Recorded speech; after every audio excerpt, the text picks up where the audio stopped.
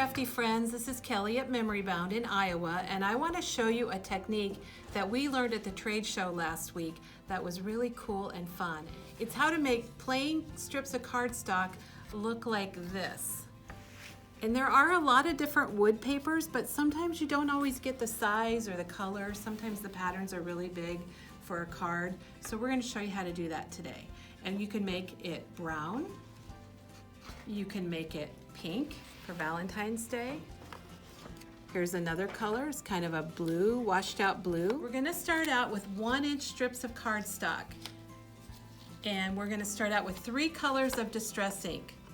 Brushed corduroy, ground espresso, and frayed burlap. We don't need anything else, just the ink pad, and we take our distress ink and we push down and pull. And push down and pull. I'm going to do the same thing with brushed corduroy. So we just push down and pull it. And I'm going to take ground espresso. And the fun part of this is deciding what colors to use, depending on what color you want your wood to look like. This doesn't look like a lot right now, but we're going to show you how to make it awesome.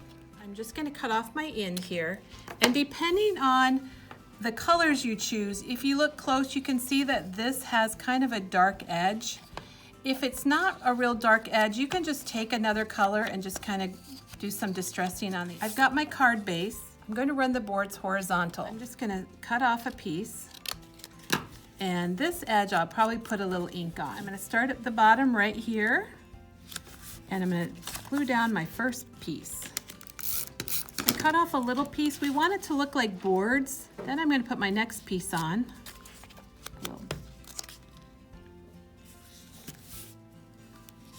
You can see that my pieces are hanging over, but I can turn it over on the back and just trim those right off with scissors or a trimmer. Look how great it's looking already. You can make them as wide as you want. These are 1-inch strips, but maybe you want to have 1/2-inch strips or 1.5 inches.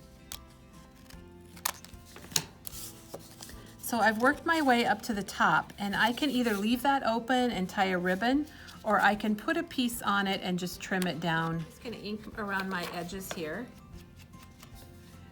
And check that out. Isn't that like super cool?